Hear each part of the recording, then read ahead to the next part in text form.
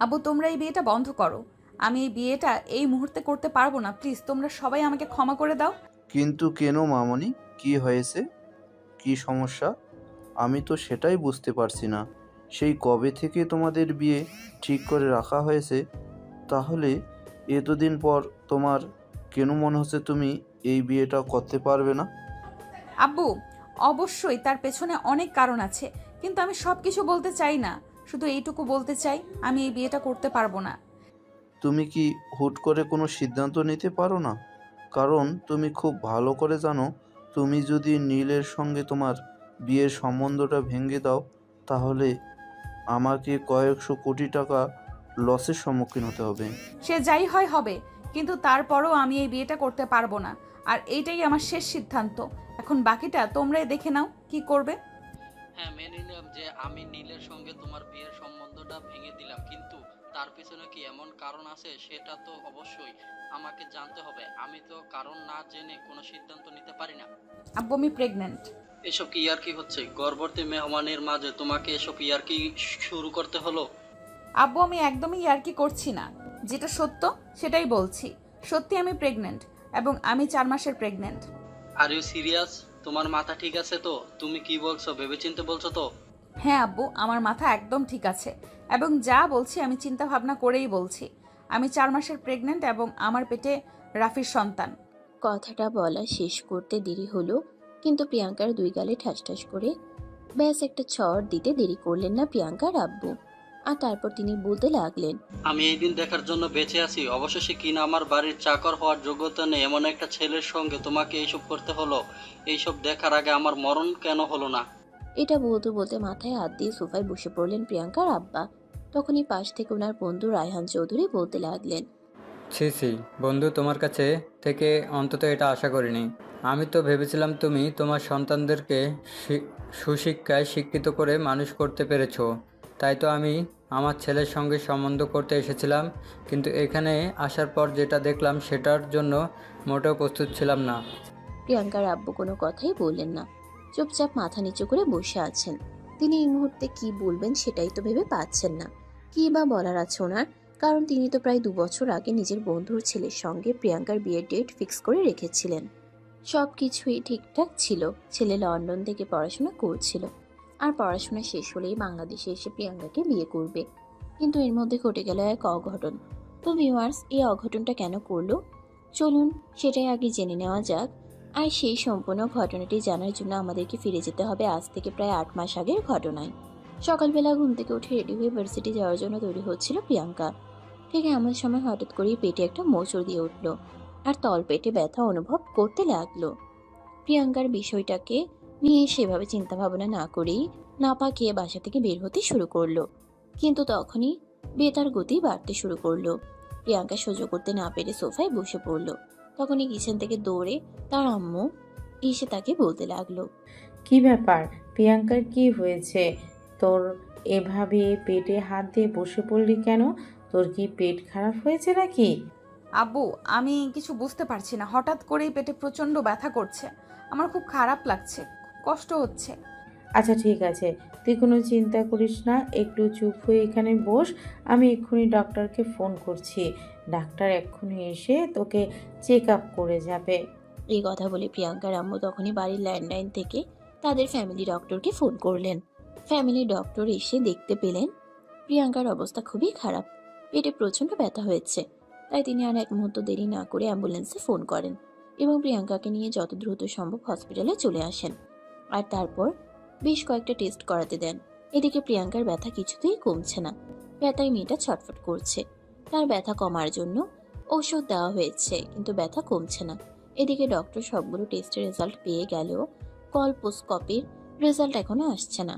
আর এটা না দেখা পর্যন্ত ডাক্তার ঠিকভাবে কিছু বলতেও পারছেন না, কারণ অন্য সব রিপোর্ট ঠিকঠাক আছে। তাই ডক্টর অপেক্ষা করতে লাগলেন কলপোস্কোপির রিপোর্টের জন্য। প্রায় 2 ঘন্টার মতো সময় লাগলো ওই রিপোর্ট আসবে। আর এটা দেখা মাত্রই ডাক্তার মাথায় হাত দিয়ে বসে পড়লেন, কারণ ডাক্তার এটা ভাবতেই পারছে না এই বয়সে প্রিয়াঙ্কার সঙ্গে এরকম কিছু একটা হতে পারে। কারণ প্রিয়াঙ্কা সবেমাত্র অনার্স প্রথম বর্ষের ছাত্রী। ডাক্তার রিপোর্টগুলো নিয়ে প্রিয়াঙ্কার কেবিনে আসলেন। তখন প্রিয়াঙ্কার মা বাবা কেউ সেখানে ছিল না। ডাক্তার প্রিয়াঙ্কার মা বাবাকে দেখতে না পেয়ে সেখান থেকে চলে যাচ্ছিল। তখনই পিছন থেকে প্রিয়াঙ্কা ডাক্তারকে ডাক দেয় আর বলতে থাকে, কি ব্যাপার ডক্টর আঙ্কেল, আপনি চলে যাচ্ছেন কেন? টেস্টের রিপোর্ট কি এসেছে নাকি আরো সময় লাগবে? রিপোর্ট তো চলে এসেছে, কিন্তু মা তোমাকে কি করে বলবো এ ব্যাপারটা, আমি তো সেটাই বুঝতে পারছি না। কারণ তোমাকে আমি আমার নিজের সন্তানের মতোই ভালোবাসি। তোমার সঙ্গে এরকম কিছু একটা হোক সেটা আমি কখনোই চাই না। কেন, কি হয়েছে ডক্টর আঙ্কেল? আমার কি সিরিয়াস কিছু হয়েছে? প্লিজ আপনি আগে আমাকে বলুন। এই বলে ডাক্তারকে প্রিয়াঙ্কা অনেক রিকোয়েস্ট করতে লাগলো টেস্টের রিপোর্ট কি এসেছে সেটা দেখানোর জন্য। তখন ডাক্তারও আর কোনো উপায় না পেয়ে প্রিয়াঙ্কাকে রিপোর্ট পড়ে শোনালো। রিপোর্টের খবরটা শোনার পর প্রিয়াঙ্কার পায়ের নিচ থেকে যেন মাটি সরে গেল। সে কিছুই ভাবতে পারছে না তার সঙ্গে এটা হতে পারে। তো ভিউয়ার্স, কি হয়েছে চলুন সেটা তো আগে জেনে নেই। দেখো, আমরা এই টেস্ট করে জানতে পারলাম তোমার জরায়ুতে কিছু স্টিম রয়েছে, যার জন্য প্রায় তোমার পেটে ব্যথা হয় এবং তুমি সেটার জন্য খুব খারাপ রকম মনোভব করো, খুব কষ্ট পাও। এসব কি বলছেন? এগুলো কেন হচ্ছে আমি তো কিছুই বুঝতে পারছি না। দেখো মামুনি, না বোঝার কিছুই নেই, এরকম হয়েই থাকে। বর্তমান সময়ে 5% মেয়েদেরই এই সমস্যা হয়ে থাকে। তো কথা তো সেটা নয়, কথা হলো এই সমস্যা থেকে বের হওয়া যাবে কি করে? প্লিজ আপনি আমাকে কোনো একটা উপায় বলে দিন, কারণ আমি সহ্য করতে পারছি না। বেশ কয়েকদিন ধরেই অল্প অল্প ব্যথা হতো, কিন্তু আজ সকাল থেকে যে ব্যথা হচ্ছে সেটা আমি সহ্য করতে পারছি না। প্লিজ ডক্টর আঙ্কেল, আপনি কিছু একটা করুন। ডাক্তার নিজেই মাথায় হাত দিয়ে বসে পড়েছে। কি করবে সেটাই চিন্তা করছে, কারণ সব রোগের ওষুধ হয় না, আর সব অসুখের চিকিৎসা ডক্টর করতে পারে না। যদি সব রোগের ওষুধ থাকতো তাহলে হয়তো পৃথিবীতে ভালোবাসা আর স্বামী স্ত্রীর সম্পর্কগুলো থাকতো না। তাই ডক্টর আঙ্কেল বেশ কিছুক্ষণ চুপ করে থাকার পর প্রিয়াঙ্কাকে বলতে লাগলো, মামনি, একটা কাজ করা যায়, তুমি কোনো চিন্তা করো না। আমি তোমার বাবা মার সঙ্গে কথা বলছি এবং যত দ্রুত সম্ভব তোমার বিয়ের ব্যবস্থা করছি। কারণ এই সমস্যা থেকে বের হয়ে আসার জন্য এই একটা মাত্র উপায় খোলা আছে, এছাড়া অন্য কোনো উপায় আমার জানা নেই। এই বলে ডাক্তার প্রিয়াঙ্কার কেবিন থেকে বের হয়ে আসবে তখনই প্রিয়াঙ্কার আব্বু আম্মু ডক্টরের সামনে এসে দাঁড়ায় আর তারপর বলতে লাগে, কি ব্যাপার ডাক্তার, কি হয়েছে? আমার মেয়েটার কোনো বড় রকম সমস্যা হয়নি তো? দেখুন, যেটা হয়েছে সেটা বড় রকমের চাইতেও কোনো কিছুতেই কম নয়। আপনি আমার কেবিনে আসুন, আমি আপনার সঙ্গে পার্সোনালি কিছু কথা বলতে চাই। হ্যাঁ ডাক্তার সাহেব, অবশ্যই বলুন কি হয়েছে আমার মেয়ের। দেখুন, আপনার মেয়ের যেটা হয়েছে সেটার একমাত্র ওষুধ তাকে বিয়ে দেওয়া। কারণ এই রোগের একমাত্র ওষুধই হলো শারীরিক মেলামেশা করা। আর শারীরিক মেলামেশা করা ছাড়া এটা কোনোভাবেই নির্মূল করা সম্ভব নয়। মানে এসব কি বলছেন আপনি? আপনার তো দেখছি সত্যিই মাথা খারাপ হয়ে গেছে। এমন তো রোগী রেখে আপনার ট্রিটমেন্ট প্রয়োজন। না, আপনি ভুল কিছু ভাবছেন, আমি সেরকম কিছুই বলিনি। যেটা সত্য আমি সেটাই বলেছি।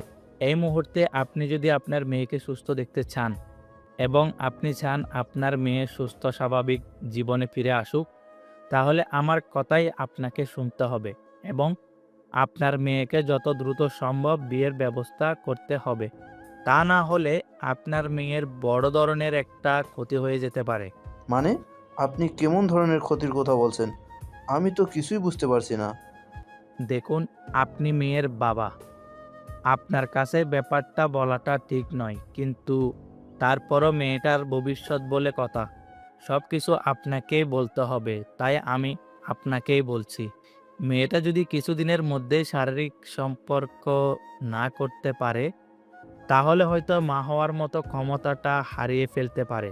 কারণ আমি টেস্টের রিপোর্টে যা দেখলাম, ওই স্টেজগুলো শুধুমাত্র শারীরিক সম্পর্কের দ্বারাই ফেটে যেতে পারে এবং মেয়েটা বেঁচে যেতে পারে। আর তা না হলে ওই স্টেজগুলোর ভিতরে যে পানিটা জমে আছে ওটা ধীরে ধীরে অ্যাসিডে পরিণত হবে এবং মেয়েটার জরায়ুতে ক্যান্সার পর্যন্ত হতে পারে। আরে ডাক্তার, আপনি চিন্তা করবেন না, সেরকম কিছু হবে না। আমি আমার বন্ধুর ছেলের সঙ্গে আমার মেয়ের বিয়ে ঠিক করে রেখেছি। ছেলেটা পড়াশোনা শেষ করে দেশে আসলেই মেয়েটার সঙ্গে আমার বন্ধুর ছেলের বিয়ে দেবো। ও আচ্ছা, এই ব্যাপার। তাহলে ঠিক আছে, যত দ্রুত সম্ভব মেয়েটার বিয়ের ব্যবস্থা করুন। এরপর 2 দিন প্রিয়াঙ্কাকে হসপিটালে রাখতে হয় আর তারপর বাসা নিয়ে আসা হয়। বাসায় আসার পর থেকে এই সমস্যাটা যেন ছাড়তে চাইছিল না। আগে তো মাঝে মধ্যে ব্যথা হতো, আর এখন কন্টিনিউয়াসলি ব্যথা করেই যাচ্ছে। প্রিয়াঙ্কা ব্যথা সহ্য করতে পারছে না, তারও অসহ্য লাগছে। তাই সে মনে মনে চিন্তা করলো, যে ছেলেটার সঙ্গে তার বিয়ের সম্পর্ক ঠিক করে রাখা হয়েছে, তার বাবার বন্ধুর ছেলে, প্রিয়াঙ্কা নিজেই একবার ওই ছেলেটার সঙ্গে কথা বলবে এবং তার বিয়ের ব্যাপারে এগোতে চাইবে। তার মনে মনে যে এরকম চিন্তা হলো, বাস্তবে সে এটাই করলো। ছেলেটার মোবাইলে ফোন নাম্বার তার কাছে ছিল, তাই সে ছেলেটাকে ফোন দিল। আসসালামু আলাইকুম, কেমন আছেন আপনি? ওয়ালাইকুম আসসালাম। এই তো ভালো আছি, তুমি কেমন আছো? এই তো আছি মোটামুটি। আপনার সঙ্গে একটু কথা বলতে চাই। আপনি কি এখন ফ্রি আছেন? আপনার সঙ্গে 2 মিনিট কথা বলা যাবে? হ্যাঁ বলো, কি বলবে, তবে শর্টকাট বলো। আমার কিন্তু আবার এত কথা বলার মতো সময় নেই। দেখুন, একটা মেয়ে হয়েও লজ্জা শরমের মাথা খেয়ে তারপরও আপনাদের বলতে হচ্ছে আমি খুব বড় একটা প্রবলেমের মধ্যে আছি। ডক্টর আমাকে বলেছে যত দ্রুত সম্ভব বিয়ে করতে হবে। হ্যাঁ, তো সেই সব কথা আমাকে কেন বলছো? কেন বলছি সেটা আপনি বুঝতে পারছেন না। আপনার সঙ্গে তো আমার বিয়ের সম্বন্ধ ঠিক হয়ে আছে, তাই আপনি যদি চান তাহলে খুব তাড়াতাড়ি বিয়ে করতে পারি। দেখো, প্রথমত বিয়েটা আমার ইচ্ছেই হচ্ছে না, আমার ফ্যামিলির ইচ্ছেতে। আর দ্বিতীয়ত, আমি এই মুহূর্তে কোনোভাবেই বাংলাদেশে আসতে পারবো না, কারণ আমার সামনে এক্সাম আছে। তাই আমি তোমাকে বলে দিচ্ছি, তুমি এইসব কথা বলতে আর কখনোই আমাকে ফোন দিবে না। প্লিজ আপনি আমার কথাটা শুনুন, আমার সমস্যাটা বোঝার চেষ্টা করুন। আমি তোমার কোনো সমস্যার কথা শুনতে চাই না। তুমি আমাকে এই ব্যাপারে আর কোনো কথা বলবে না। যদি তোমার আমাকে বিয়ে করতে ইচ্ছে থাকে, তাহলে তুমি অপেক্ষা করতে থাকো আগামী 8-9 মাস পর্যন্ত। এই কথা বলে তখনই নীল প্রিয়াঙ্কার মুখের উপর ফোনটা কেটে দিল। প্রিয়াঙ্কাকে আর কোনো কথা বলার সুযোগই দিল না। প্রিয়াঙ্কা মোবাইলটা হাতে নিয়ে বসে আছে, কি করবে কিছুই বুঝতে পারছে না। আর এই মুহূর্তে তার কি করা উচিত সেটাও ভাবতে পারছে না। বেশ কিছুক্ষণ এভাবেই একা একা বসে রইল। আর তারপর সে তার আম্মুর কাছে গিয়ে বলতে লাগলো, আম্মু প্লিজ তোমরা কিছু একটা করো, আমি এই যন্ত্রণা আর সহ্য করতে পারছি না। প্লিজ তোমরা আমাকে এইটার থেকে মুক্তি দাও। এত অধৈর্য কেন করছিস? ছেলেটা তো বলেছে কয়েক মাসের মধ্যে বাংলাদেশে চলে আসবে, তারপর না হয় বিয়ে দিয়ে দেওয়া যাবে। ডক্টরের ট্রিটমেন্ট তো চলছে, কয়েকদিন একটু ধৈর্য ধর। আম্মু আমি সহ্য করতে পারছি না, আমার খুব কষ্ট হচ্ছে, আমি প্রতিদিন ব্যথায় খুব কষ্ট পাচ্ছি। প্লিজ তোমরা কিছু একটা করো। নিজের মেয়ের মুখ থেকে এই কথা শোনার পরেও প্রিয়াঙ্কার আম্মু সেরকম একটা রিয়াকশন দিলেন না। চুপচাপ তিনি নিজের মতো নিজের কাজ করতে লাগলেন। এদিকে প্রিয়াঙ্কা তার আম্মুর কাছ থেকে কোনো উত্তর না পেয়ে কান্না করতে করতে নিজের রুমে চলে আসলো। এদিকে এদিকে পেটের ওষুধ যন্ত্রণা, অন্যদিকে ফ্যামিলির মানুষদের কোনো কথা গায়ে না লাগানো। প্রিয়াঙ্কা এসব কিছু আর সহ্য করতে পারছে না, রুমে বসে বসে কান্না করছে। ঠিক এমন সময় তার বেস্ট ফ্রেন্ড রাফি তাকে ফোন করে। প্রিয়াঙ্কার ফোন রিসিভ করতে ইচ্ছে হচ্ছিল না, কিন্তু রাফি বারবার ফোন দিয়েই চলেছিল। তাই বাধ্য হয়ে প্রিয়াঙ্কা ফোনটি রিসিভ করে, আর তখনই অপর প্রান্ত থেকে শুনতে পায়, কিরে, কি সমস্যা তোর? আমি সেই কখন থেকে তোকে ফোন দিচ্ছি, তুই আমার ফোন তুলছিস না কেন? নাকি আমার সঙ্গে কথা বলতে তোর ইচ্ছে করে না? দেখ এভাবে বলিস না, এমনিতেই আমার ভালো লাগছে না, তার উপর যদি তুই আমার সঙ্গে এইভাবে কথা বলিস তাহলে আর সহ্য করতে পারবো না। কি হয়েছে তোর সেটা তো তুই আমাকে বলবি। তুই যদি আমাকে খুলে না বলিস তাহলে আমি বুঝবো কি করে যে তোর কি হয়েছে? তোকে তো এইসব কথা বলে কোনো লাভ নেই, তাছাড়া তুই একটা ছেলে মানুষ, তোকে এইসব কথা কেন বলবো আমি? তুই আমাকে সব কথাই বলবি, কারণ আমি তোর বেস্ট ফ্রেন্ডকে দুনিয়ার সবার সাথে সব কথা লুকোতে পারলেও বেস্ট ফ্রেন্ডের কাছে কখনো কোনো কথা লুকাতে হয় না। বল তোর কি হয়েছে? আমি যদি পারি তাহলে আমি আমার সবটা দিয়ে চেষ্টা করব তোকে ওই সমস্যা থেকে বের করে নিয়ে আসার জন্য। কিন্তু তারপরেও তুই আমাকে অন্তত এইটা বল, কি হয়েছে? আমি তোকে ফোনে বলতে পারবো না, তুই আমার সঙ্গে দেখা কর, তারপর তোকে সবকিছু খুলে বলছি। আচ্ছা ঠিক আছে, কোনো সমস্যা নেই। কাল সকালে তুই ভার্সিটিতে আয়, তারপর তোর মুখ থেকে শুনবো কি হয়েছে তোর। এই বলে তারা দুজনে কথা বলা শেষ করে দেয়। সকালবেলা ঘুম থেকে উঠে যথাসময়ে প্রিয়াঙ্কা ভার্সিটিতে চলে গেল। ভার্সিটিতে এসে দেখে রাফি আরো অনেকক্ষণ আগে থেকেই তার জন্য অপেক্ষা করছে। তাই প্রিয়াঙ্কা আর দেরি না করে ক্যাম্পাসে রাফি যেখানে বসেছিল সেখানে চলে গেল। প্রিয়াঙ্কাকে দেখা মাত্র রাফি নিজে থেকেই বলতে লাগলো, কি হয়েছে এবার বল তো শুনি। আমি খুব বড় একটা সমস্যায় আছি। আমি তো সেটা শোনার জন্যই জিজ্ঞাসা করছি, তোর কি এমন সমস্যা আমাকে বল। আমি কয়দিন থেকে শারীরিক সমস্যায় ভুগতেছি। আমার প্রচণ্ড পেট ব্যথা করে। এর জন্যই ডাক্তারের কাছে গিয়েছিলাম। ডক্টর বলল এই পেট ব্যথা কমানোর জন্য আমাকে খুব তাড়াতাড়ি বিয়ে করা প্রয়োজন। পেট ব্যথার সঙ্গে বিয়ের কি সম্পর্ক? আসলে তুই আমার বেস্ট ফ্রেন্ড, তাই আমি সব কিছু তোকে খুলে বলছি। আমার জরায়ুতে প্রবলেম হয়েছে এবং এটার একমাত্র সমস্যা হলো ফিজিক্যাল রিলেশন। কি বলছিস দোস্ত? আচ্ছা, তোর না তোর বাবার বন্ধুর ছেলের সঙ্গে বিয়ের সম্বন্ধ চলছে? ওকে বল বিয়েটা করে নিতে, তাহলেই তো হয়ে যায়। সেটা নিয়েই তো যত সমস্যা। আমি ওনাকে ফোন দিয়ে বলেছিলাম, কিন্তু উনি আমাকে স্পষ্ট জানিয়ে দিয়েছেন এই মুহূর্তে কোনো কিছু করা ওনার পক্ষে কোনোভাবেই সম্ভব নয়। এদিকে মা বাবাকেও কোনোভাবে বোঝাতে পারছি না, নিজের শরীরের অসহ্য যন্ত্রণা সহ্য করতে পারছি না। কি বলিস? অন্য কেউ এই ব্যাপারটা না বুঝেও তো অন্তত আঙ্কেল আন্টির এই ব্যাপারটা বোঝা প্রয়োজন, কিন্তু তারা কেন এরকম করছে সেটাই তো বুঝে আসছে না। এখন আমি কি করব তুমি নিজেই আমাকে বলো। আমি কি করে বলবো? আমার নিজেই তো বুঝে কিছু আসছে না। এত চিন্তা করিস না, আল্লাহ যা করে ভালোর জন্যই করে। আল্লাহ নিশ্চয়ই কিছু একটা রেখেছে। এই বলে রাফি প্রসঙ্গটা পাল্টে নিয়ে অন্য ব্যাপার নিয়ে গল্প করতে লাগলো। আর এদিকে দেখতে দেখতে ক্লাসের টাইম চলে আসছিল, তাই তারা দুজন ক্লাসরুমে চলে গেল। এরপর দেখতে দেখতে আরো বেশ কিছুদিন সময় কেটে গেল। এদিকে প্রিয়াঙ্কার ভার্সিটি থেকে হঠাৎ করে একটা পিকনিকের আয়োজন করা হয়েছে, যেখানে প্রিয়াঙ্কার ক্লাসমেটরা সবাই যাবে। তাই প্রিয়াঙ্কার সেখানে যাওয়ার ইচ্ছে না থাকলেও প্রিয়াঙ্কার ক্লাসমেটরা সবাই মিলে প্রিয়াঙ্কাকে জোরপূর্বক রাজি করালো, তাই প্রিয়াঙ্কা যেতে বাধ্য হলো। সেদিন সকালবেলা ঘুম থেকে উঠে প্রিয়াঙ্কা সাজুগুজু করে রেডি হয়ে যায়। আর এদিকে তখনই তার বন্ধুরা সবাই তাকে ফোন করে বাসা থেকে বের হওয়ার জন্য। প্রিয়াঙ্কার বাসার সামনে সবাই গাড়ি নিয়ে অপেক্ষা করছিল। প্রিয়াঙ্কা বাসা থেকে বের হতেই সবাই তাদের পিকনিক স্পটে যাওয়ার জন্য বের হয়। তাদের পিকনিক স্পট ছিল বান্দরবান, যেখানে প্রিয়াঙ্কার কিংবা তার বন্ধু বান্ধবরা কেউই এর আগে কখনোই যায়নি। তবে প্রিয়াঙ্কার বন্ধু বান্ধবরা সবাই অ্যাডভেঞ্চার নিতে পছন্দ করে। এর আগেও তারা এরকম অনেক অচেনা জায়গায় ঘুরতে গিয়েছে, তাই এটা তাদের জন্য নতুন কিছু নয়। বিকেলের মতেই সবাই ঢাকা থেকে বান্দরবান পৌঁছে যায়। সেখানে পৌঁছতে পৌঁছতে সন্ধ্যা হয়ে আসছিল, তাই সেদিন তারা আর কেউই বাইরে বের হলো না। সবাই মিলে গল্প গুজব করে রাতের খাবার খেয়ে ঘুমিয়ে পড়ে। সকাল 10টার দিকে সবাই ঘুম থেকে ওঠে, আর তারপর সকালে নাস্তা শেষ করে বাইরে যাওয়ার জন্য তৈরি হয়। তবে সবাই যেহেতু অ্যাডভেঞ্চার নিতে পছন্দ করত, তাই তারা ঠিক করলো সবাই আলাদা আলাদা গ্রুপে, মানে 2-3 জন করে প্রত্যেকটা গ্রুপে ভাগ হয়ে তারপরেই বের হবে ঘুরতে। যেমন চিন্তা তেমনই কাজ, সবাই 2-3 জন করে গ্রুপ তৈরি করে বের হয়ে পড়লো, রাফি আর প্রিয়াঙ্কা একসঙ্গে। কিরে দোস্ত, সবাই মিলে ঘুরতে এলাম, এখন তো অন্তত তোর মুখটা একটু হাসি খুশি রাখা উচিত, কিন্তু তুই এখনো মুখ গোমড়া করে রেখেছিস কেন? তুই কি এখনো ওই বিষয়টা নিয়ে অপসেট? আরে না, সেরকম কোনো ব্যাপার না, এমনিতেই ভালো লাগছে না, জল ভেতরের দিকে যাওয়া যাক। এই বলে প্রিয়াঙ্কা আর রাফি হাঁটতে শুরু করলো। এদিকে দুপুর ঘনিয়ে বিকেল হতে চলল। হঠাৎই আকাশটা কালো মেঘে ছেয়ে গেল। তখন যেন শরৎকাল। এইভাবে হঠাৎ করে ঝড় বৃষ্টি আসার কোনো আশঙ্কাই ছিল না, কিন্তু কিভাবে কি হয়ে গেল সেটা কেউই বুঝতে পারছে না। প্রিয়াঙ্কা আর রাফি দুজনে সিদ্ধান্ত নিল তাদের রিসোর্টে চলে আসবে, তাই তারা দুজনে সেখান থেকে রিসোর্টের উদ্দেশ্যে রওনা দিল। কিন্তু খুব বেশি দূর এগোতে পারলো না। মিনিট 5-এর মধ্যেই ঝুম করে বৃষ্টি শুরু হলো, সেই সঙ্গে বজ্রপাত। প্রিয়াঙ্কা এসব ঝড় বৃষ্টি প্রচন্ড ভয় পায়, তাই সে বারবার রাফিকে বলছিল, দোস্ত আমার খুব ভয় লাগছে। তুই কোনো চিন্তা করিস না, আমি আছি তো তোর পাশে।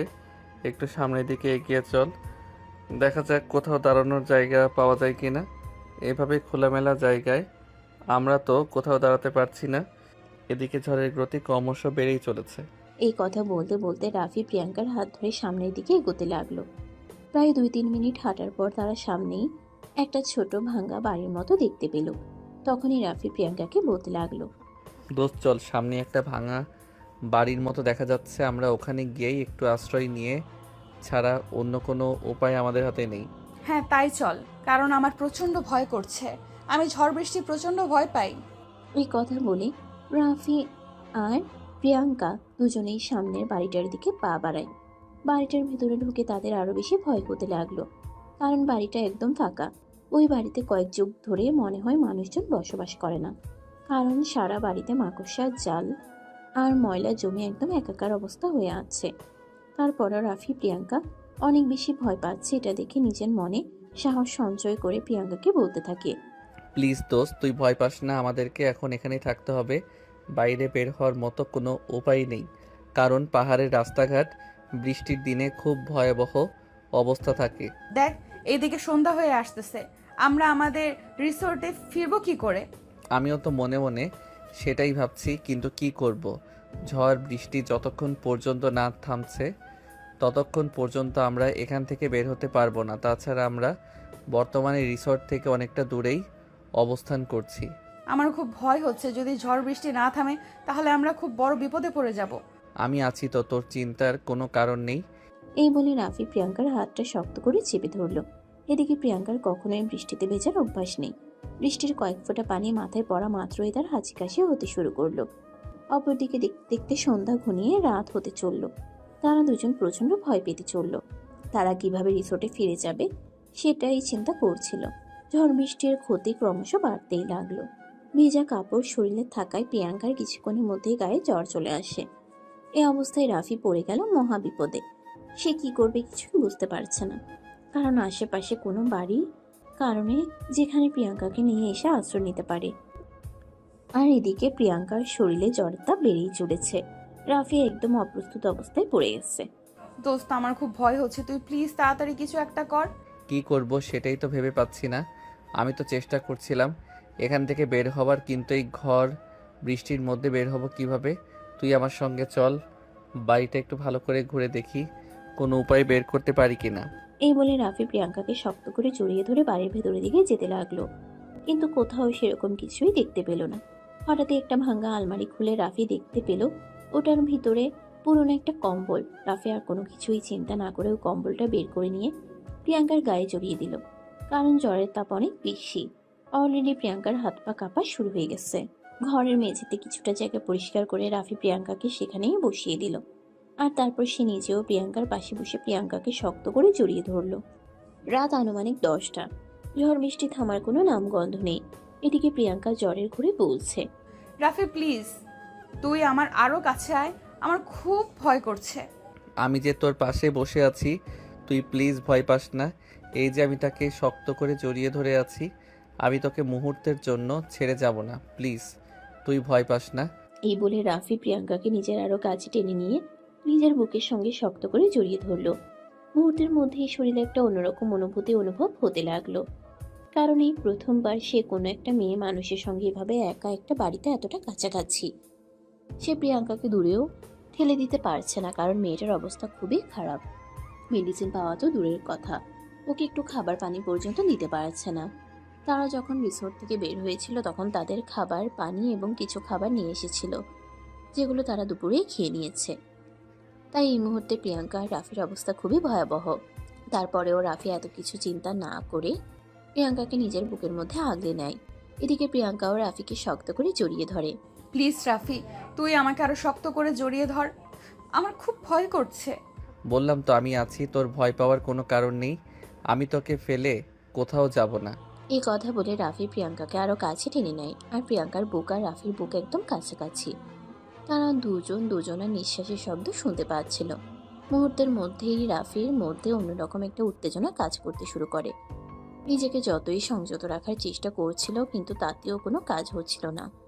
তার মন বারবার প্রিয়াঙ্কার মধ্যে হারিয়ে যেতে চাইছিল। এদিকে প্রিয়াঙ্কাও প্রচন্ড জ্বরের ঘোরে রাফির কাছ থেকে আরো কাছে আসতে শুরু করে। এভাবেই চলে যায় বেশ কিছুক্ষণ সময়। রাফি নিজেকে আর ধরে রাখতে পারছিল না।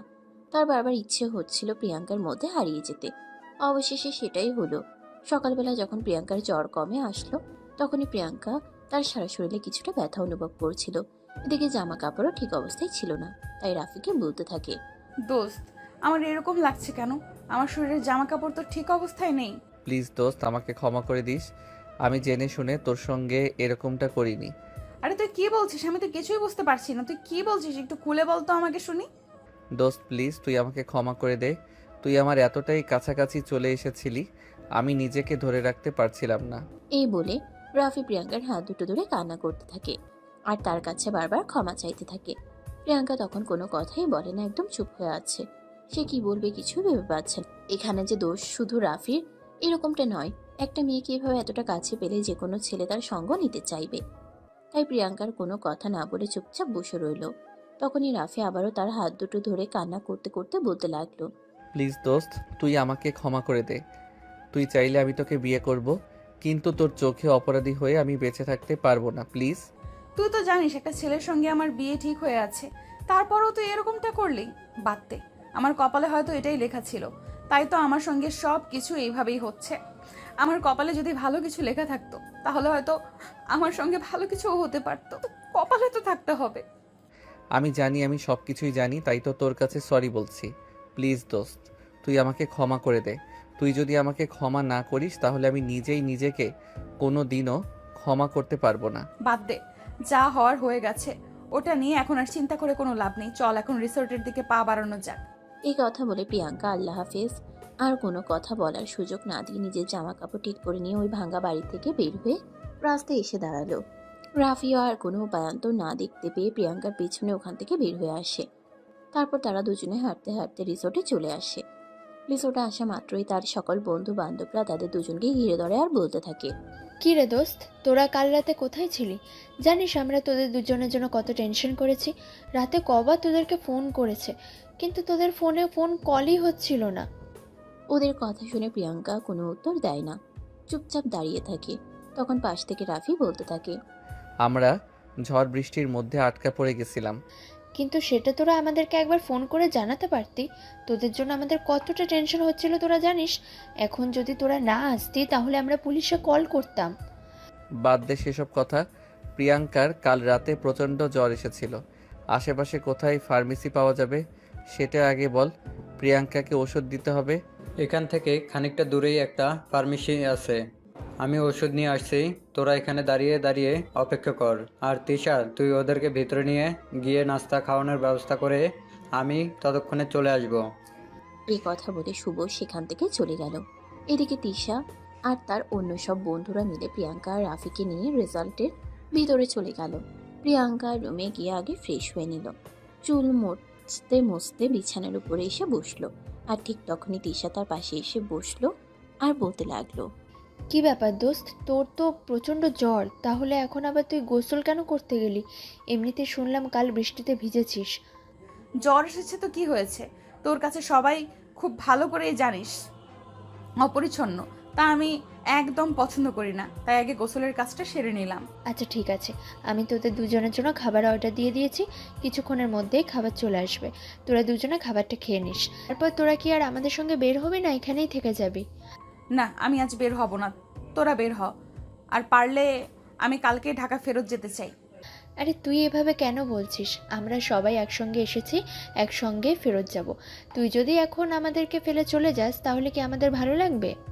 সেটা তো আমি জানি, আমি তোদেরকে রেখে চলে গেলে তোদের একটুও ভালো লাগবে না, কিন্তু আমি কি করব বল, আমারও এখানে মন টিকছে না। অন্য সময় যখন আমরা ঘুরতে যাই তখন তো তুই খুব এনজয় করিস, কিন্তু এবার তোর কি হয়েছে সেটাই তো বুঝতে পারছি না। তোর যদি কোনো সমস্যা হয়ে থাকে তাহলে সেটা বল আমাদের। আরে না, সেরকম কোনো ব্যাপার নয়। আমার কোনো সমস্যা কেন হতে যাবে? আমি একদম ঠিক আছি, এমনিতেই ভালো লাগছে না। আমি যত দ্রুত সম্ভব ঢাকায় ফেরত যেতে চাই।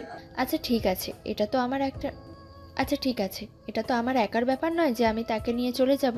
গ্রুপের সবার সঙ্গে কথা বলে তারপরেই তোকে জানাচ্ছি। এই বলে তিশা সেখান থেকে চলে গেল আর তাদের পেছনের জন্য নাস্তা নিয়ে আসলো। এদিকে কিছুক্ষণের মধ্যেই শুভ প্রিয়াঙ্কার জন্য ওষুধ নিয়ে আসে। প্রিয়াঙ্কা নাস্তা শেষ করে ওষুধটা খেয়ে নিল, কিন্তু তার কোনো কিছুতেই কিছু ভালো লাগছে না। এদিকে তখনই গ্রুপের সবাই প্রিয়াঙ্কা আর রাফির সঙ্গে দেখা করতে আসে, আর তখনই তারা বাইরে যাওয়ার কথা বলে। এই কথা শুনে প্রিয়াঙ্কা বলে, গাইস, আমার শরীরটা খারাপ লাগছে, সেটা তো তোমরা সবাই জানো, তাই আমি যেতে পারবো না। তোমরা ঘুরে আসো। হ্যাঁ রে, তোরা গিয়ে ঘুরে আয়। আমিও যাব না, প্রিয়াঙ্কার শরীরটা খারাপ, এখানে ওর সাথে একজন মানুষ প্রয়োজন। তাই আমি ভাবছি আমি ওর সাথে এখানে থেকে যাই। আরে না, সেটার কোনো প্রয়োজন হবে না, আমি একাই এখানে থাকতে পারবো। তোরা সবাই গিয়ে ঘুরে আয়। দেখ প্রিয়াঙ্কা, একদম বেশি কথা বলিস না। এমনিতেই তো শরীর ভালো নেই, আর এখন তোকে একা ফেলে রেখে আমরা সবাই মিলে সারা দিনের জন্য বের হয়ে যাব, এটা আমার পক্ষে সম্ভব নয়। সো গাইস, তোরা সবাই যা, আমি প্রিয়াঙ্কার কাছেই আছি। এই বলে রাফি তাদের সবাইকে ঘুরতে চলে যেতে বলল, আর সে প্রিয়াঙ্কার কাছেই রয়ে গেল। ওষুধ খাওয়ার পর প্রিয়াঙ্কার শরীরটা হালকা ভালো লাগছিল, তাই সে ব্যালকনিতে গিয়ে একটা চেয়ার টেনে বসে পড়ল। এদিকে রাফি ঠিক ততক্ষণে প্রিয়াঙ্কার কাছে এসে অন্য একটা চেয়ার টেনে প্রিয়াঙ্কার পাশে বসে প্রিয়াঙ্কার মন খারাপ করে আকাশের দিকে তাকিয়ে আছে। তখনই পাশ থেকে রাফি প্রিয়াঙ্কাকে বলে, আমি জানি তুই আমাকে কোনোদিনও ক্ষমা করতে পারবি না এটার জন্য, কিন্তু তারপরও আমি তোর কাছে সরি বলছি। প্লিজ তুই আমাকে ক্ষমা করে দে। দেখ, এইটা নিয়ে আর কোনো কথা শুনতে চাই না, যা হওয়ার তা হয়ে গেছে। আমি এইসব কিছু নিয়ে ভাবছি না, বরঞ্চ আমি এতেই খুশি হব তুই যদি নেক্সট টাইম আমাকে এই ব্যাপারে কোনো কথা না বলিস। ঠিক আছে, আমি এ ব্যাপারে তোকে কোনো কথা বলবো না, কিন্তু তুই বিয়েতে এভাবে মন খারাপ করে থাকিস না। তোকে এরকম দেখতে আমার ভীষণ কষ্ট হচ্ছে, আমার বুকের ভিতর জ্বলে যাচ্ছে। প্লিজ তুই একটু হাসি খুশি থাকার চেষ্টা কর। আমি কালকে ঢাকায় ফেরত যেতে চাই, আমি এখানে আর এক মুহূর্ত থাকতে পারছি না। ওরা ফিরে আসুক, ওদের সঙ্গে কথা বলি। ওরা যদি না যেতে চায় তাহলে আমি নিজেই তোকে নিয়ে ঢাকায় চলে যাব। তারপরেও তুই মন খারাপ করে থাকিস না। তোর মন খারাপ দেখলে মনে হয় আকাশে কালো মেঘ ছেয়ে গেছে। এই বলে রাফি প্রিয়াঙ্কার সঙ্গে গল্প করতে থাকে। আর এদিকে প্রিয়াঙ্কা বরাবরই গল্পপ্রেমী মানুষ। ও রাতের সঙ্গে গল্প করতে করতে মুহূর্তের মধ্যেই তার মনটা ভালো হয়ে গেল। সেদিন সন্ধ্যাবেলা যখন তাদের গ্রুপের সবাই ফিরে আসলো, তৃষা সবার সঙ্গে প্রিয়াঙ্কার ঢাকায় ফিরে যাওয়ার ব্যাপারে কথা বলে। সবাই তখন প্রিয়াঙ্কাকে যাওয়ার অনুমতি দিলেও প্রিয়াঙ্কা তখন বলতে থাকে, আমি যাচ্ছি না, আমার শরীর এখন ভালো আছে। আমরা এখানে যে কয়দিনের জন্য এসেছি ওই কয়দিন ঘোরাফেরা করে তারপরেই যাব। প্রিয়াঙ্কার এভাবে সিদ্ধান্ত পাল্টে নেওয়াতে সবাই অবাক হলেও কেউই কিছু বলেনি। তারপর তারা এক সপ্তাহ সেখানে অবস্থান করে আর তারপরে ঢাকায় ফিরে আসে। ঢাকায় ফিরে আসার পর থেকে প্রিয়াঙ্কা একটা ব্যাপার লক্ষ্য করলো, তার পেটে যে ব্যথাটা হতো সেটা এখন আর নেই। তবে কি রাফির ওই কাজটার জন্যই সফল হয়েছে? প্রিয়াঙ্কা ফ্যামিলির কাউকে কোনো কিছু না জানিয়ে তার ডক্টরের কাছে চলে যায় আর তারপর ডাক্তারকে সবকিছু খুলে বলে। এই কথা শুনে ডাক্তার প্রিয়াঙ্কাকে বলে, আমারও সেরকম পায় মনে হচ্ছে, কারণ আমি যে তোমাকে সবটাই বলেছিলাম। এখন বাকিটা তোমার এবং তোমার ফ্যামিলির ব্যক্তিগত ব্যাপার। ও ব্যাপারে আমি কিছু বলতে চাই না। তবে আমি শুধু তোমাকে এতটুকুই বলতে পারবো, রাফি তোমাকে সুন্দর একটা জীবন উপহার দিয়েছে। তা না হলে যতদিন তুমি এই কাজটা না করতে ততদিন তুমি এই ঝামেলা থেকে একদম মুক্তি পেতে না। তোমাকে এটা বহন করে যেতে হতো। ঠিক আছে ডক্টর, আপনাকে অসংখ্য ধন্যবাদ। তবে আমি এই ব্যাপারটা নিয়ে একটু ভালোভাবে চিন্তা করে তারপর সিদ্ধান্ত নিতে চাই। হ্যাঁ, সেটা তো অবশ্যই, কারণ সারা জীবনের ব্যাপার। চিন্তা ভাবনা করে তারপরে সিদ্ধান্ত নেওয়া উচিত। হুট করে কোনো সিদ্ধান্ত নেওয়া একদমই ঠিক নয়। অতঃপর প্রিয়াঙ্কা ডাক্তারের কাছ থেকে বিদায় নিয়ে চলে আসে। এদিকে দেখতে দেখতে প্রায় 1.5 মাস মতো সময় চলে যায়। প্রিয়াঙ্কা পিরিয়ড মিস করে। প্রিয়াঙ্কার মনে মনে সন্দেহ হচ্ছিল, তবে কি সেদিনের ওই দুর্ঘটনার কোনো একটা নতুন ঝামেলা হতে চলেছে? তাই তো সেদিন প্রিয়াঙ্কা ভার্সিটিতে এসেই রাফিকে ডেকে নিয়ে গেল আর বলতে লাগলো, রাফি, আমার পিরিয়ড মিস হয়েছে। কথাটা শোনা মাত্রই রাফির হাস্যোজ্জ্বল মুখটা মুহূর্তের মধ্যেই কালো মেঘে ছেয়ে গেল আর সে বলতে লাগলো, তুই আমার সঙ্গে চল, আমি আছি, তোকে বিয়ে করব, কারণ আমি জানি এই সব কিছুর জন্য একমাত্র আমি দায়ী। দেখ, আমি তোকে একটু দায়ী করে কথা বলছি না। আমি যেটা বলতে চাইছি সেটা তুই আগে বোঝার চেষ্টা কর, তারপর যা বলার বল।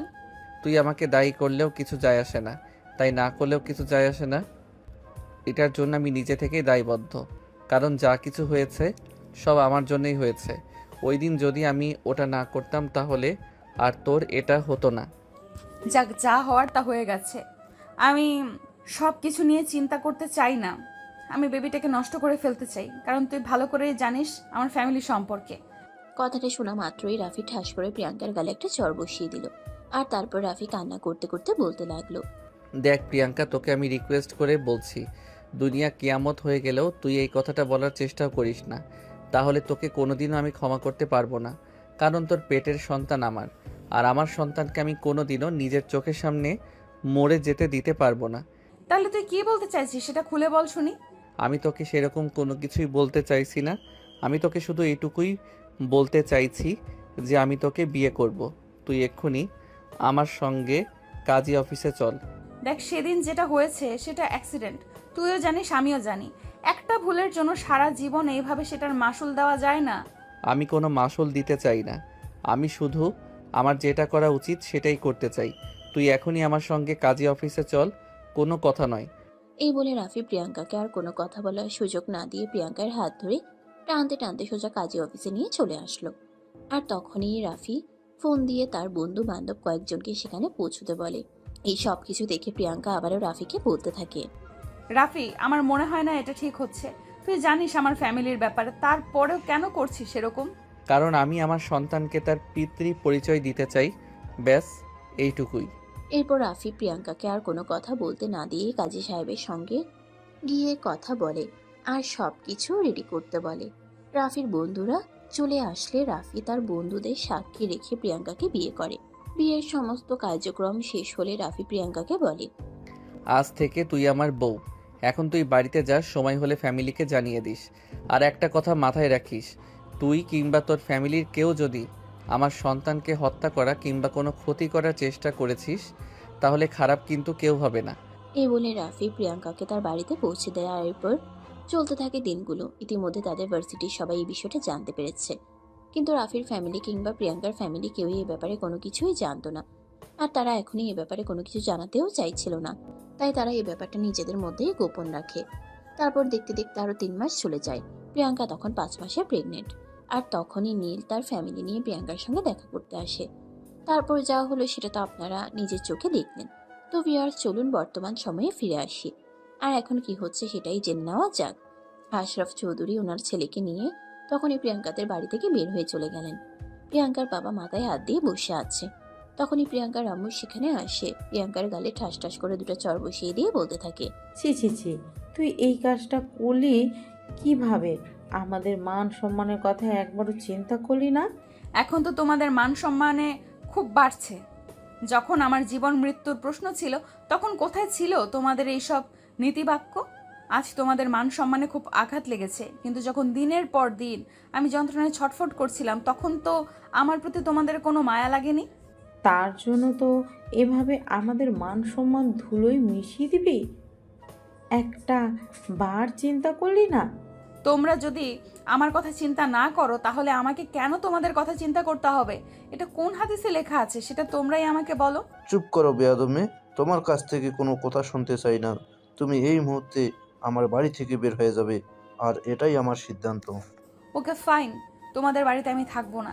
যেখানে আমার ইচ্ছে অনিচ্ছের কোনো মূল্য নেই, আমার ভালো থাকা আমার খারাপ থাকার কোনো মূল্য নেই, সেখানে থাকার কোনো ইচ্ছেও আমার নেই। আমি যাচ্ছি, তবে কোনো দিন আমায় ফেরানোর চেষ্টা করো না, আমি ফিরবো না।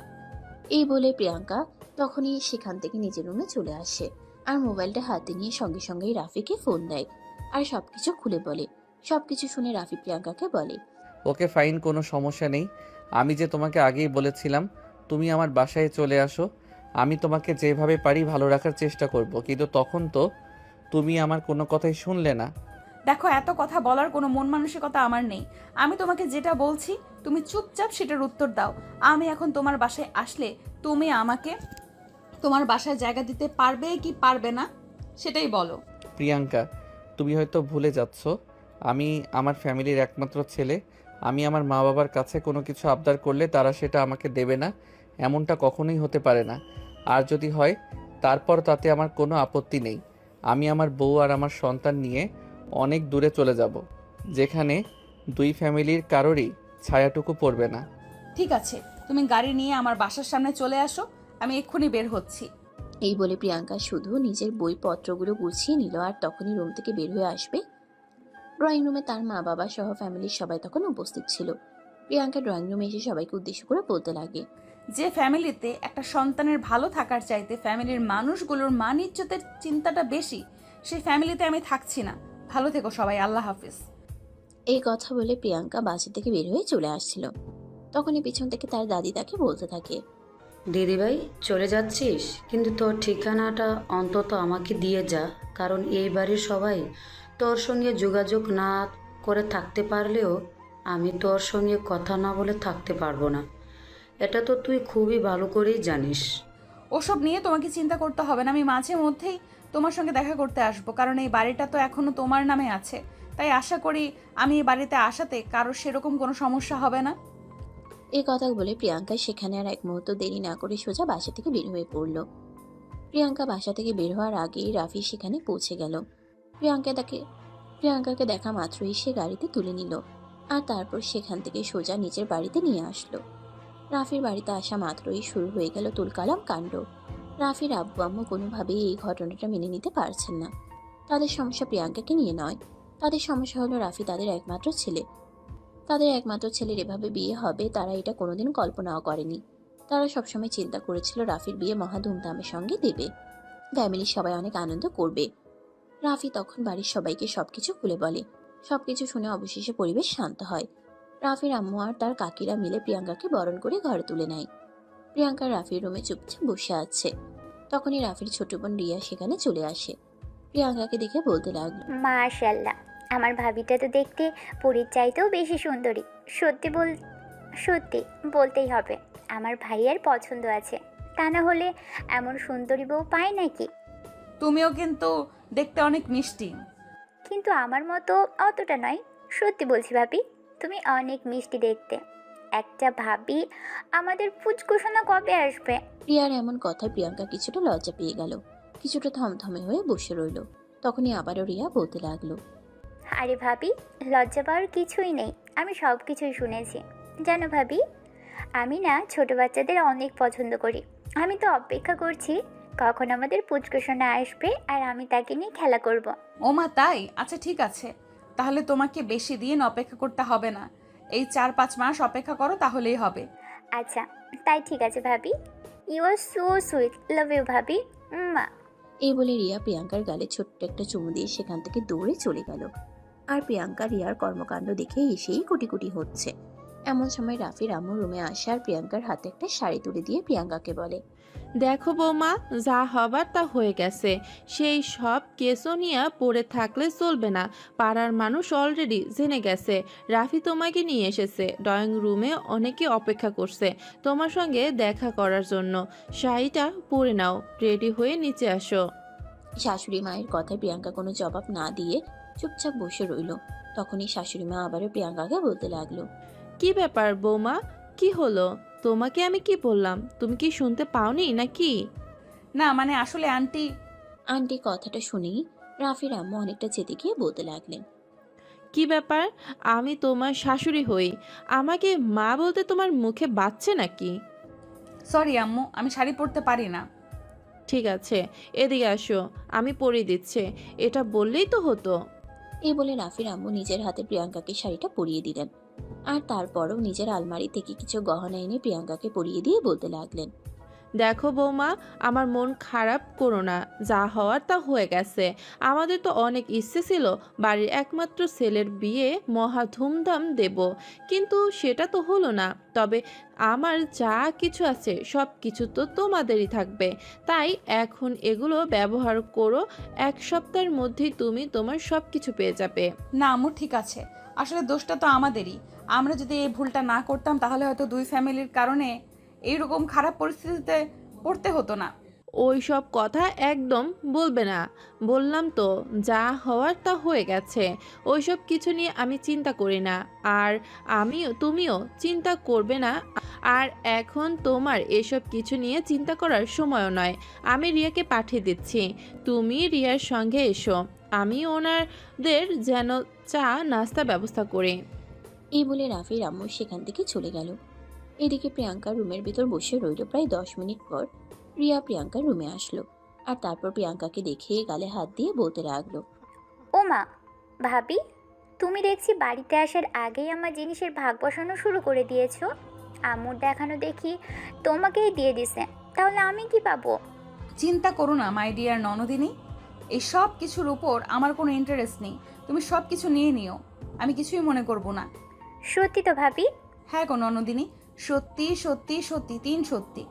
ইউ আর সো সুইট ভাবি, আমার লক্ষ্মী ভাবি, চলো আমার সাথে। এই কথা বলে রিয়া প্রিয়াঙ্কাকে নিয়ে ড্রয়িং রুমে চলে আসে। ড্রয়িং রুমে এসে প্রিয়াঙ্কাকে দেখতে পেল এলাকার বেশ কয়েকজন মুরব্বী টাইপ মহিলা সেখানে বসে আছে। প্রিয়াঙ্কা তাদের সবাইকে সালাম দিল, তারপরে একে একে সবার সঙ্গে কুশল বিনিময় করলো। শাশুড়ি মা ততক্ষণে সবার জন্য চা নাস্তা বানিয়ে নিয়ে এসেছে। তিনি প্রিয়াঙ্কাকে সবাইকে এগুলো সার্ভ করতে বললেন। প্রিয়াঙ্কাও হাসি মুখে সবাইকে চা নাস্তা দেয়। তারপর সবার সঙ্গে বসে বেশ কিছুক্ষণ গল্প গুজব করে। প্রায় আধা ঘন্টার মতো সময় কেটে যায়। তখনই প্রিয়াঙ্কার শাশুড়ি মা প্রিয়াঙ্কাকে বলে, বৌমা তুমি এখন ভেতরের রুমে চলে যাও। শাশুড়ি মায়ের কথায় প্রিয়াঙ্কা সেখান থেকে উঠে রুমের দিকে চলে আসছিল। সিঁড়ি দিয়ে উপরে উঠছে, তখনই পিছন থেকে শুনতে পায় ওই মহিলাগুলো প্রিয়াঙ্কাকে উদ্দেশ্য করে কিছু একটা বলছে। প্রিয়াঙ্কা সেটা শুনেও না শোনার ভান করে সেখান থেকে চলে আসে। মহিলাগুলো চলে যাওয়ার পর প্রিয়াঙ্কার শাশুড়ি মা আবারও প্রিয়াঙ্কার রুমে আসে। তারপর প্রিয়াঙ্কার পাশে বসে তার মাথায় হাত বুলিয়ে দিতে দিতে বলতে থাকে, বৌমা তুমি প্লিজ ওদের কথায় কিচ্ছু মনে করো না। এলাকার কুচুটে মহিলাগুলো এরকমেরই হয়, ওরা সব সময় অন্যের দোষ ধরতে ব্যস্ত থাকে। না আম্মু, সেরকম কোনো ব্যাপার নয়। আমি ওনাদের কথাই কিছুই মনে করিনি। আচ্ছা ঠিক আছে, বাদ দাও এসে সব কথা। এখন তুমি আমাকে এইটা বলো, এসব কিছু করে থাকতে তোমার কোনো সমস্যা হচ্ছে তাই না? না মানে হ্যাঁ, আসলে আম্মু আমি তো এই সব কিছু পড়তে অভ্যস্ত নই, তাই একটু আনকমফোর্টেবল লাগছে আর কি। কোনো সমস্যা নেই, আমি তোমার শ্বশুর আব্বুকে ফোন দিয়ে বলে দিয়েছি আসার সময় তোমার জন্য কিছু গাউন আর কিছু থ্রি পিস নিয়ে আসবে। এখানে তুমি যেভাবে কমফোর্ট ফিল করো সেভাবেই থাকবে, তোমাকে কেউ কিছু বলতে আসবে না। এ বলে রাফির আম্মু সেখান থেকে চলে গেল আর প্রিয়াঙ্কাকে বিশ্রাম নিতে বলল। প্রিয়াঙ্কা বিছানায় শুয়ে শুয়ে বিশ্রাম নিতে লাগলো। এদিকে দেখতে দেখতে সন্ধ্যা হয়ে আসছিল। তখনই রাফি বাসায় আসে আর রুমের ভিতর প্রবেশ করেই দরজাটা লাগিয়ে দেয়। তখনই প্রিয়াঙ্কা এটা দেখে বলতে থাকে, কি ব্যাপার, কি হলো? তুমি রুমের দরজা আটকালে কেন? তুই কখন বউটাকে নিয়ে এসেছি, বউটার সঙ্গে একটু কথা বলতে পারছি না। এখন আমি আমার বউটার সঙ্গে একটু দুষ্টু মিষ্টি প্রেমের আলাপ করব। তার জন্য এই ভর সন্ধ্যাবেলা দরজা আটকাতে হবে? বাইরের সবাই কি ভাববে বলো তো? কে কি ভাবলো আর কে কি না ভাবলো তাতে আমার কিছুই যায় আসে না। তাছাড়া আমাদের বাড়ির মানুষ এত লো মাইন্ডেড নয়। তারপরেও আমাদের বিয়েটা স্বাভাবিকভাবে হয়নি। যাও এখন দরজাটা খুলে দিয়ে আসো, যা কথা বলার রাতে বলবে। না, আমি এখনই বলবো, আর রাতে শুধু আমি আমার বউকে আদর করব। এখন আর কিসের আদর করবে? যা করার পর 5 মাস আগেই করে নিয়েছো। কথাটা শুনে মুহূর্তের মধ্যেই রাফির মুখটা কালো হয়ে গেল। প্রিয়াঙ্কা রাফির মুখের দিকে তাকিয়ে খুব ভালোভাবে বুঝতে পারলো রাফির মন খারাপ হয়েছে। তাই সে রাফির 2 গালে হাত রেখে বলতে লাগলো, আরে বাবা, এইটুকু কথার জন্য আবার রাগ করতে হয় নাকি? আমি তো এমনিতেই মজা করে বললাম, আর তুমি এটাকে সিরিয়াসলি নিয়ে নিলে। তুমি এখনো সেই দিনের ঘটনা বলতে পারোনি, তাই না? I am sorry. আমি তোমার কাছে ক্ষমা চাইছি, প্লিজ আমাকে ক্ষমা করে দাও। আমি আর কখনোই এভাবে বলবো না। আরে না, এখানে তোমার ক্ষমা চাওয়ার কি আছে? ভুল তো আমি করেছি, আর আমার জন্য তোমাকে সব কিছু হারাতে হয়েছে, সবার কাছে ছোট হতে হয়েছে। তুমি আমাকে ক্ষমা করে দাও। আমি তোমার কাছে ক্ষমা চাইছি, প্লিজ আমাকে ক্ষমা করে দাও। এই কথাটা তোমাকে বলা আমার একদমই উচিত হয়নি। হয়েছে, কান ধরে বলছি, আর কখনো বলবো না, প্লিজ এবার এই প্রসঙ্গটা বাদ দাও। তখনই রাফি প্রিয়াঙ্কাকে টান দিয়ে নিজের বুকের সঙ্গে মিশিয়ে নিয়ে বলতে থাকে, সেদিন যদি ওই ঘটনাটা না করতো তাহলে তোমার মতো একটা সুন্দরী বউ আমি পেতাম বলো? তাহলে খুশি না হয়ে মন খারাপ কেন করছো? মন খারাপ তো এজন্য হচ্ছে, অনেক ইচ্ছা ছিল আমি আমার বউকে রানীর মতো করে সাজিয়ে এই বাড়িতে নিয়ে আসব, কিন্তু ভাগ্যের কি পরিহাস, খালি হাতে বউকে বাড়িতে নিয়ে আসতে হয়েছে। চিন্তা করো না, একদিন আমাদের সব কিছুই হবে। সেদিন দেখবে আমাদের চাইতে সুখী কেউ থাকবে না। কিন্তু তার জন্য তো তোমাকে অনেকটা স্ট্রাগল করতে হবে। আমি সব কিছুর জন্য প্রস্তুত, কারণ আমার জীবনে সঠিক মানুষটা এসেছে। তার জন্য আমি সব করতে পারি। সত্যি, তোমাকে পেয়ে আজ মনে হচ্ছে আমি পরিপূর্ণ। তখনই কেউ একজন রুমের দরজায় নক করলো আর এদিকে প্রিয়াঙ্কা রাফিকে সরিয়ে দিয়ে বলতে লাগলো, বলেছিলাম না রুমের দরজাটা খোলা রাখো। সবাই কি ভাববে এটা একবার ভেবে দেখেছো? সেটা তো আমি পরে দেখছি, এই অসময়ে কার এখানে আসার সময় হলো এটা তো আগে দেখে নেই। এই বলে রাফি প্রিয়াঙ্কাকে ছেড়ে দিয়ে রুমের দরজাটা খুললো আর তখনই দেখতে পেল তার ছোট বোন রিয়া সেখানে দাঁড়িয়ে আছে। রিয়াকে দেখেই রাফি কিছুটা রেগে গেল আর তারপর বলতে লাগলো, এই তুই এখন এখানে এসেছিস কেন? তুমি সরতে এখান থেকে, আমি ভাবির সঙ্গে বসে গল্প করব। আইসে আমি আমার বউয়ের সঙ্গে গল্প করব, তুই এখান থেকে যা। দেখ ভাইয়া, একদম ভালো হবে না বলে দিচ্ছি। তুই চুপচাপ এখান থেকে চলে যা, তা না হলে কিন্তু আমি এক্ষুনি আম্মুর কাছে গিয়ে তোর নামে বিচার দিব। তারপর কিন্তু তোর এই রুমে আসাই বন্ধ হয়ে যাবে। যা এখান থেকে, শাকচুন্নি মার্কা মেয়ে, আমার মেজাজ খারাপ করবি না, তাহলে কিন্তু খারাপ কিছু হয়ে যাবে। আম্মু! এই বলে যে নারিয়া চিৎকার দিতে যাবে তখনই রাফি রিয়ার মুখটা চেপে ধরলো আর তারপর বলতে লাগলো, দেখ তুই কিন্তু এখন একদম বেশি করে ফেলছিস, সেটা কিন্তু তোর জন্য খুব খারাপ হবে। আমি তোকে বলে দিলাম। তুই যাবি এখান থেকে, না আমি আরেকবার আম্মুকে ডাক দিব? রাফি তখন আর কোনো উপায়ান্তর না পেয়ে সেখান থেকে চলে গেল। এদিকে রিয়া এসে প্রিয়াঙ্কার সঙ্গে গল্প করতে লাগলো। দুজনে গল্প করতে করতেই রাতের খাবার সময় হয়ে গেল। তখনই রাফির আম্মু সবাইকে খাবার টেবিলে ডেকে নেয়। রাফির আম্মু ততক্ষণে বাড়িতে চলে এসেছে। তাদের যৌথ পরিবার সবাই একসঙ্গে থাকে। রাফির কাকিমণি প্রিয়াঙ্কাকে বলে, বৌমা, একদম লজ্জা পাবে না। আমাকেও তুমি তোমার শাশুড়ি মার মতোই একজন ভাবতে পারো। তোমার যখন যেটা লাগবে আমাকে বলবে। ঠিক আছে কাকিমণি, কোনো সমস্যা নেই। আমার কোনো প্রয়োজন হলে আপনাকে বলবো। আর হ্যাঁ, একটা কথা বলে দিচ্ছি, তুমি কিন্তু বাড়ির কোনো কাজ করবে না। এই মুহূর্তে তোমার অনেক বিশ্রাম নেওয়া প্রয়োজন। আমরা দুজন আছি, আমরা সব করে নিতে পারবো। আমাদের বাড়ির বংশের প্রদীপ তোমার পেটে একটা কিছু সবসময় মাথায় রাখবে। আচ্ছা কাকিমণি, ঠিক আছে। নাও, এখন খাওয়া শুরু করবে। আপনারাও বসুন না, সবাই একসঙ্গে খাবারটা খেয়ে নেই। না বৌমা, আমি আর আমার শাশুড়ি আমরা দুজন করে খাবো। আগে তোমরা সবাই খেয়ে নাও। এই বলে রাফির আম্মু আর কাকিমণি সবার প্লেটে খাবার ভরে দিল। খাওয়া দাওয়া শেষ হলে সবাই নিজেদের রুমে চলে আসে। আর রাফির আম্মু আর তার কাকিমণি দুজন খাবার খেয়ে নিজেদের রুমে চলে যায়। প্রিয়াঙ্কা রুমে বসে আছে। তখনই রাফি রুমে প্রবেশ করে। রাত আনুমানিক তখন আর 11টার কাছাকাছি বাজে। রাফি রুমে এসেই দেখতে পায় প্রিয়াঙ্কা বসে বসে ঘুমোচ্ছে। এটা দেখে রাফি বলতে থাকে, আর এই যে হ্যালো ম্যাডাম, এখন ঘুমালে চলবে না। আজ আমাদের বাসর রাত, সেটা ভুলে গেছেন নাকি? ঘুম ঘুম চোখে চোখ কসলাতে কসলাতে প্রিয়াঙ্কা বলতে থাকে, দেখো, একদম ফাজলামো করবে না। আমার শরীর এমনিতেই টায়ার্ড, তার উপর বাসর তো আগেই করে নিয়েছো, এখন আর কি চাই? এসব কিছু বললে তো হবে না। তখন যা হয়েছে সেটা অ্যাক্সিডেন্ট, আর এখন যেটা হবে সেটা ভালোবাসা। আমি কোনো কথা শুনতে চাই না, আমার টায়ার্ড লাগছে, আমি ঘুমাবো। এ কথা বলে প্রিয়াঙ্কা অন্য পাশে ফিরে ঘুমিয়ে যাচ্ছিল। তখনই রাফি বিছানায় শুয়ে প্রিয়াঙ্কাকে টান দিয়ে নিজের বুকের সঙ্গে মিশিয়ে নেয় আর বলতে থাকে, ঘুমিয়ে গেলে চলবে? আজ তো আমার আদর চাই চাই। ছেড়ে দাও না আজকের জন্য। আমার ভালোবাসা লাগবে। এই কথা বলে রাফি প্রিয়াঙ্কাকে নিজের বুকের সঙ্গে মিশিয়ে নেয় আর তার কপালে আলতো করে একটা ভালোবাসার পরশ এঁকে দিয়ে বলতে থাকে, আমার উপর এখনো তোমার অভিমান আছে? যেটা ছিল সেটাও চলে গেছে, কারণ আমার ফ্যামিলি আমার সঙ্গে কতটা খারাপ আচরণ করলো, আর তোমার ফ্যামিলির মানুষজন সবাই আমাকে কতটা আপন করে নিল। সত্যি তোমার ফ্যামিলির মানুষজন সবাই অনেক ভালো। সবাই তো তোমাকে ভালোবাসা দিল, এবার আমাকে তো একটু ভালোবাসা দাও। সেদিন ভালোবাসা আদায় করে নিতে আমার কাছ থেকে অনুমতি নিয়েছিলে? না তো। আজ কেন আমার কাছে অনুমতি চাইছো? বলতে দেরি হলো, কিন্তু রাফির প্রিয়াঙ্কাকে আদর করতে শুরু করতে দেরি হলো না। প্রায় ঘন্টাখানেক আদর করার পর প্রিয়াঙ্কাকে বুকে জড়িয়ে ধরে ঘুমিয়ে পড়ল। তারপরে দিনগুলো ভালোই যাচ্ছিল, সুখে শান্তিতে ভরপুর। প্রিয়াঙ্কা তার ফ্যামিলির মানুষজনের কথা একদমই ভুলে গিয়েছিল, কারণ রাফির বাড়ির সবাই এত ভালো। সবাই প্রিয়াঙ্কাকে এতটাই আপন করে নিয়েছিল যে প্রিয়াঙ্কার কখনো মনে হতো না সে বাড়ি ছেড়ে অন্য বাড়িতে আছে। হঠাৎ করে একদিন রাফি বাড়িতে এসে প্রিয়াঙ্কাকে বলল, প্রিয়াঙ্কা, তোমার দাদু নাকি অসুস্থ? কই, আমাকে তো কেউ কিছু বললো না, তাহলে তুমি কোথায় শুনলে?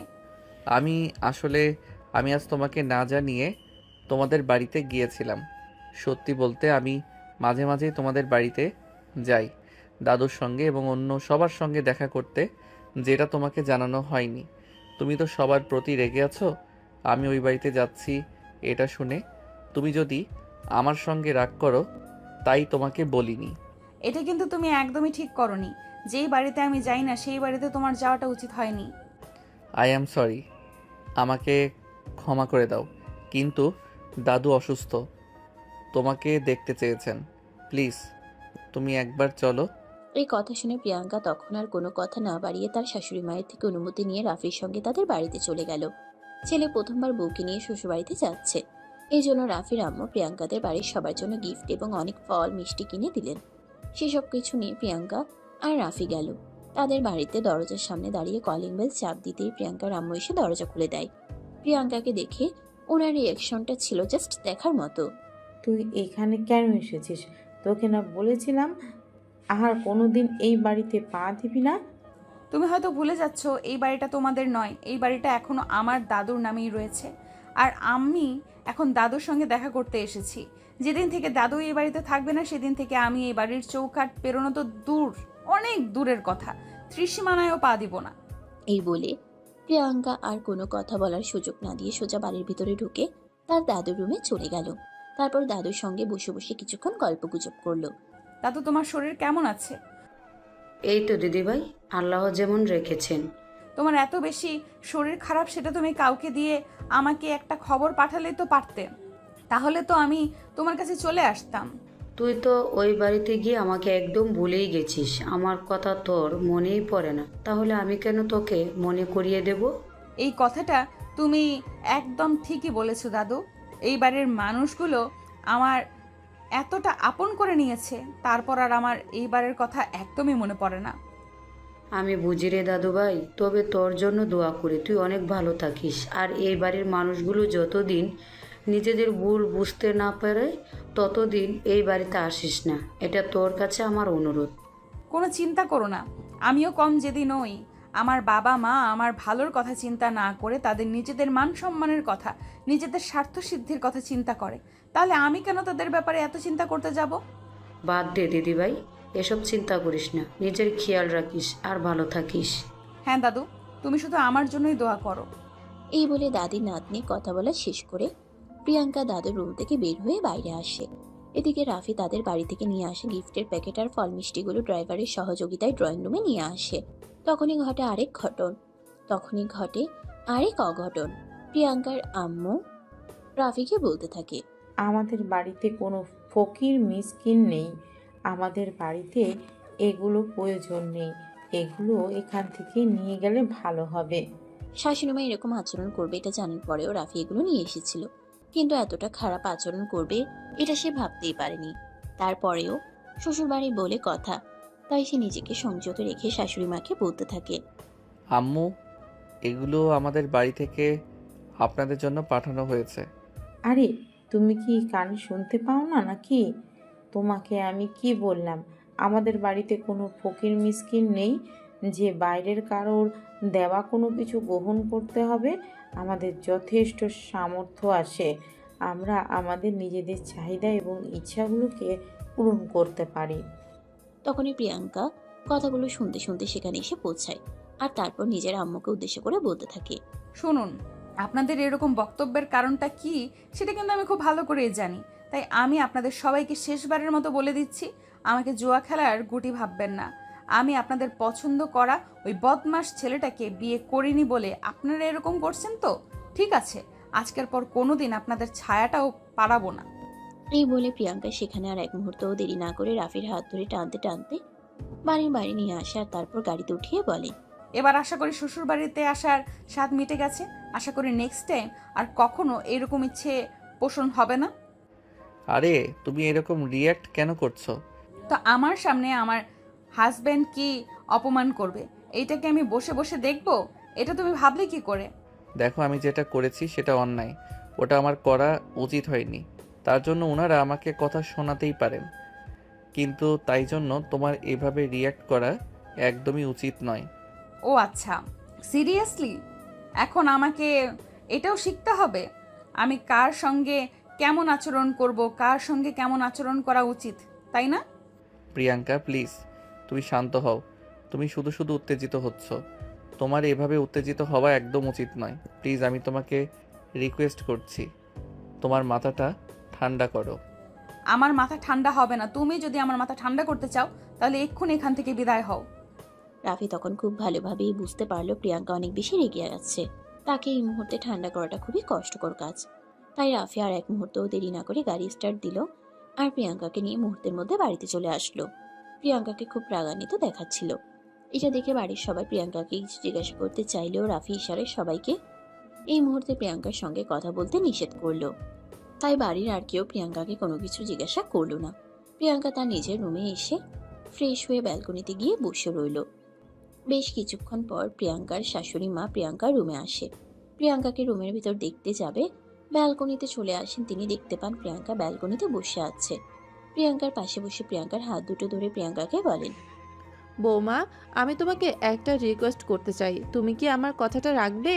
আম্মু, আপনি আমাকে রিকোয়েস্ট কেন করবেন? আদেশ করুন, আপনি যা বলবেন আমি তা শুনতে প্রস্তুত। আমি আপনার পুত্রবধূ। বৌমা, সামনেই তোমার একটা বিপদের সময় আসতে চলেছে। আমি চাই না এই মুহূর্তে তুমি কারোর সঙ্গে মনোমালিন্য রাখো। আম্মু, আমি বুঝতে পারছি আপনি আমাকে কি বোঝাতে চাইছেন, কিন্তু এটা আমার পক্ষে সম্ভব নয়। আমার ভালোর কথা চিন্তা করলো না সেই মানুষগুলোর ব্যাপারে আমি ভাবতে চাই না।